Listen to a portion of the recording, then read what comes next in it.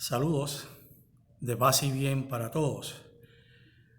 Aquí de regreso para dar continuidad al curso que hemos iniciado sobre el Evangelio según San Mateo. Vamos con alegría, con mucho entusiasmo, superando cualquier vicisitud y cualquier cosa que pueda ser adversa, cualquier preocupación. Seguimos adelante para seguir con este curso y que podamos seguir creciendo todos juntos como hermanos, como dice la canción. Ya la semana anterior, que fue la primera semana del curso, estuvimos cubriendo, dando una breve introducción a los evangelios del reino, o los evangelios sinópticos, donde se encuentra precisamente el evangelio de San Mateo, que es el evangelio propio de estudio en este curso que vamos a comenzar en una semana, 2 semanas adelante. Mientras tanto, vamos a seguir dando algunos temas introductorios, o al menos ya la semana que viene comenzaremos con una introducción al Evangelio como tal, y por ahí seguiremos con todos los temas que queremos cubrir sobre el Evangelio según San Mateo, que como ustedes saben es el Evangelio que corresponde al ciclo A, que es el año litúrgico de nuestra celebración en nuestra iglesia. Y es el Evangelio que vamos leyendo y que vamos también de alguna manera estudiando. Y aquí pues lo vamos a hacer de una manera más profunda. La introducción general a todos los evangelios pues incluye obviamente San Mateo, y así pues nos enfocamos, sentamos bases y podemos eventualmente tener un poco o una mejor comprensión de los escritos que nos presenta el evangelista San Mateo. Ya cubrimos el vocablo evangelio, cómo se utilizaba antes de tener los evangelios canónicos.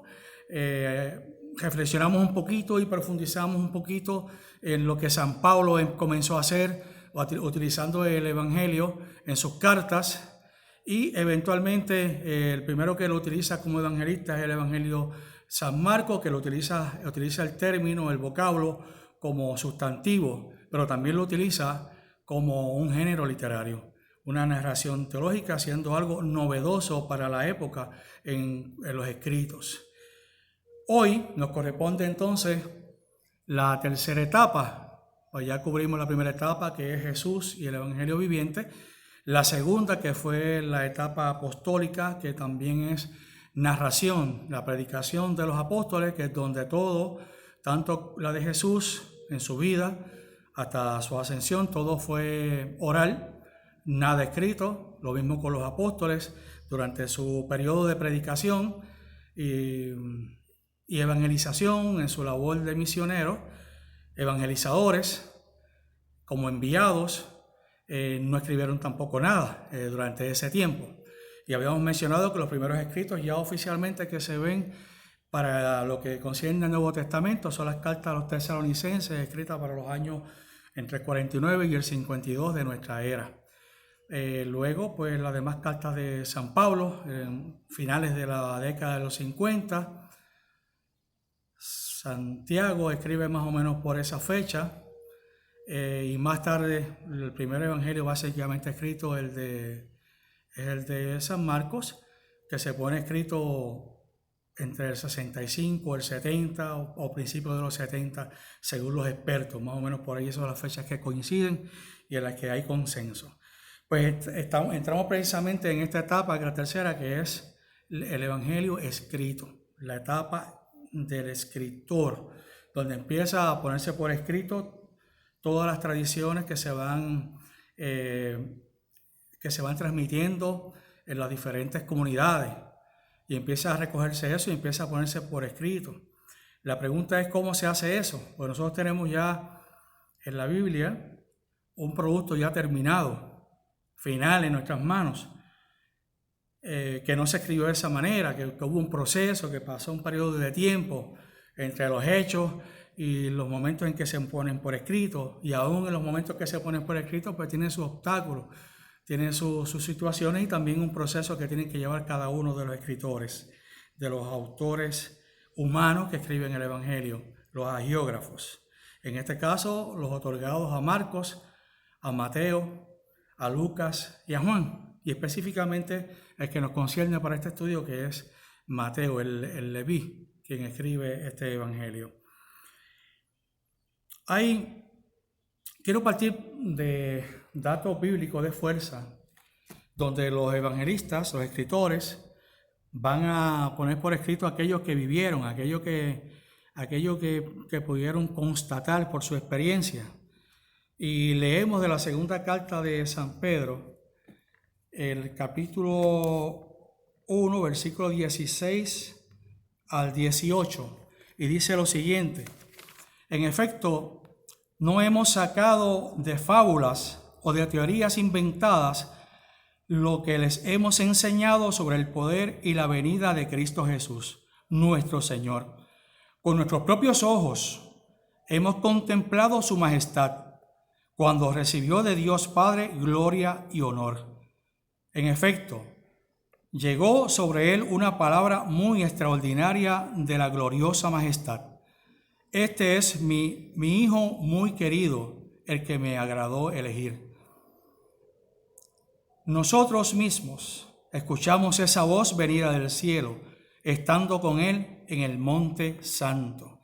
Aquí tenemos una versión de San Pedro donde él narra de cómo él es testigo ocular, porque le acompañaba a Jesús de una manera privilegiada junto a Santiago y a Juan, donde él pudo escuchar, él pudo ver, él pudo palpar. Por otro lado, también tenemos de Juan, en su primera carta, el capítulo 1, versículo 1, podemos leer hasta el 4, va en la misma línea, porque Juan estuvo ahí también. Aquí tienen lo que era desde el principio, lo que hemos oído, lo que hemos visto con nuestros ojos y palpado con nuestras manos. Me refiero al Verbo, la palabra que es vida. Porque la vida se dio a conocer. Hemos visto la vida eterna. Hablamos de ella y se la anunciamos, aquella que estaba con el Padre y que se nos dio a conocer. Lo que hemos visto y oído se lo anunciamos también a ustedes, para que estén en comunión con nosotros, pues nosotros estamos en comunión con el Padre y con su Hijo Jesucristo. Y les escribimos esto para que nuestra alegría sea completa. Aquí Juan, además de ser testigo del ver y del oír, él dice que le añade un sentido, el del tacto, pudo tocar. Todos los sentidos aquí envueltos, escuchando, siguiendo la palabra, el mensaje, la vida, la obra de Jesús. Y ahora es el momento donde esas tradiciones que están por ahí pasando de pueblo en pueblo, de comunidad en comunidad, pues se empiecen a poner por escrito. Hay dos razones básicas, importantes, por las cuales hay que ponerlas por escrito.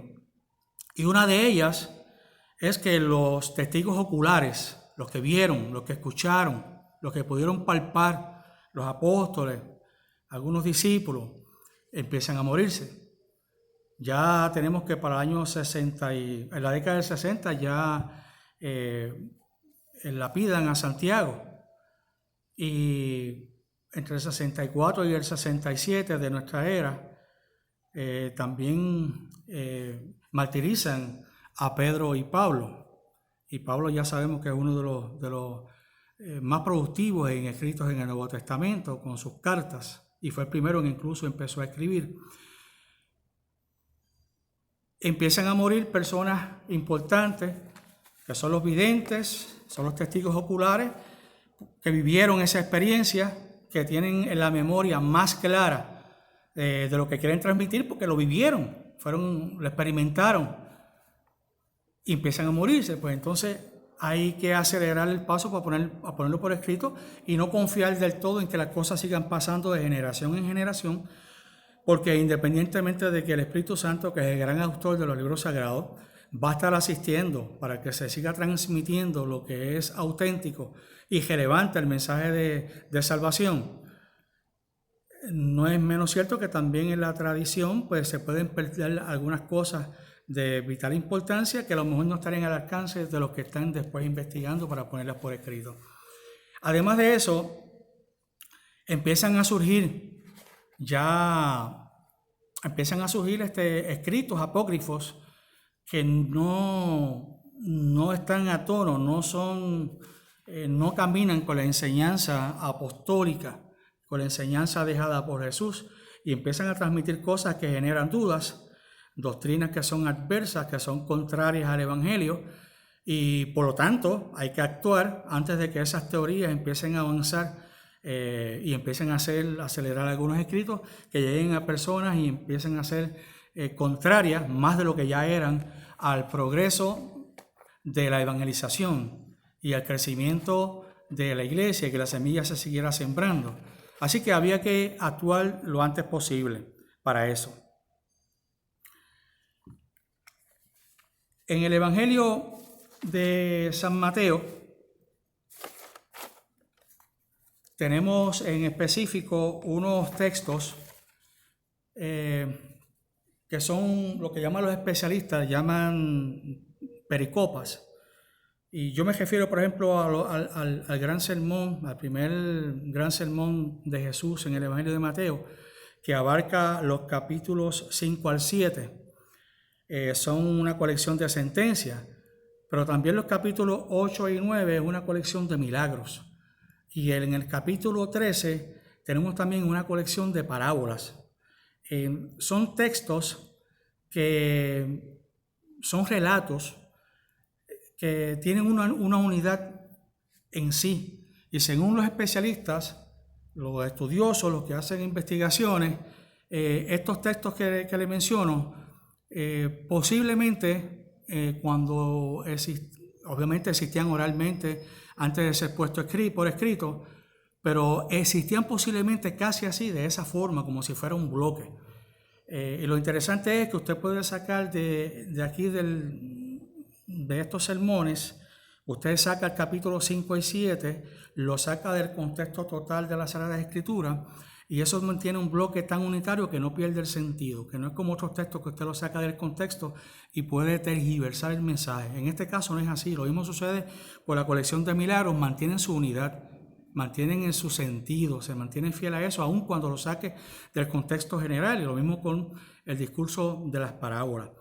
Eso es lo que especialistas llamaban como formas o pericopas.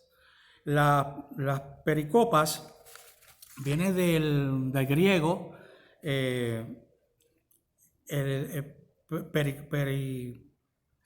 pericopto, que eso significa recortar alrededor de. Las puede recortar alrededor y que se pueden mantener en su sentido. Estos eventualmente son esenciales en la composición de los evangelios. De aquí hay algunas teorías que les voy a compartir más adelante en la próxima intervención. Hasta entonces.